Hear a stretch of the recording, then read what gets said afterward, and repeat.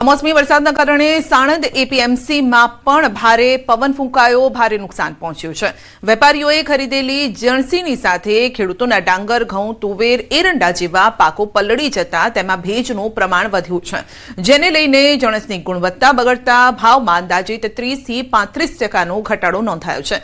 જે ખેડૂતો સારા ભાવની આશાએ માર્કેટમાં આવ્યા હતા તેમને વાવાઝોડા અને વરસાદના કારણે આર્થિક ફટકો પડતા ચિંતામાં મુકાયા છે।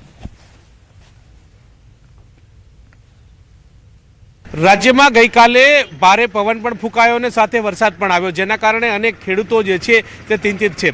સાણંદ એપીએમસી માર્કેટના તમે સીધા દ્રશ્યો જોઈ રહ્યા છો કે જ્યાં ઘઉં, ડાંગર તદુપરાંત કહી શકાય કે અનેક જણસોની ખરીદી કરવામાં આવી હતી, પરંતુ ત્યાં જે કહી શકાય કે ખરીદી કરેલા જે ડાંગર જે છે તેમાં પાણી ફરી વળ્યું છે, તે પ્રકારના દ્રશ્યો જોવા મળી રહ્યા છે। તૈયાર કરેલો પાક જે છે તે પાણીમાં ગરકાવ હોય તે પ્રકારના દ્રશ્યો જે છે તે જોવા મળી રહ્યા છે। મહત્વનું એ છે કે જે પ્રકારે ગઈકાલે વરસાદ થયો, વરસાદના કારણે હવે ભાવ ઉપર સીધી અસર જે છે તે થવાની છે। આપણી સાથે ખેડૂતો પણ છે, તેમની સાથે વાત કરીશું કે તેઓ શું કહી રહ્યા છે। કેટલા રૂપિયા ભાવ હતો ઘઉંનો અને અત્યારે આ વરસાદ થયા પછી કેટલો થઈ ગયો? 550 રૂપિયા અત્યારે લગ્ન આવતા હતા, બરોબર। હવે અત્યારે 450 નથી આવતા। શું કરવાનું ખેડૂતને? જે જણસું હતી એ અંદર પલળી ગઈ અહીંયા ખેતરોમાં।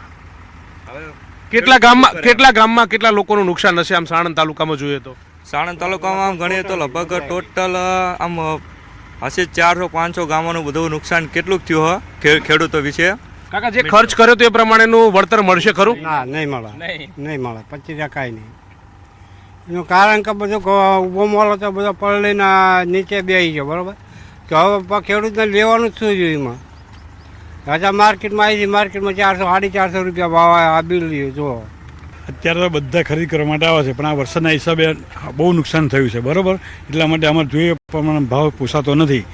અત્યારે 400-450 પડે છે, આમ 500 રૂપિયા ભાવ હતો ઘઉંનો, તો બહુ નુકસાન થયું છે। જી બિલકુલ, તો જે પ્રકારે વરસાદ થયો છે, વરસાદ બાદ જે માર્કેટની અંદર ઘઉં આવે છે, ડાંગર આવે છે, તદુપરાંત જે તુવેર આવે છે, ચણા આવે છે, અને આ ઉપરાંત કહી શકાય કે જે અનેક જણસો જે છે તે આવે છે, અને તેમાં અત્યારે ભાવમાં કટોતરી જોવા જે છે તે મળી રહી છે। મહત્વનું એ છે કે જે 300 થી 400 રૂપિયાનું ડિફરન્સ તમામ જણસની અંદર આવતું હોય તે પ્રકારની વાત આ ખેડૂતોના મુખેથી સાંભળવા મળી રહી છે। પંકજ મકવાણા સાથે ગૌતમ શ્રીવાળી, ન્યૂઝ 18 ગુજરાતી, સાણંદ।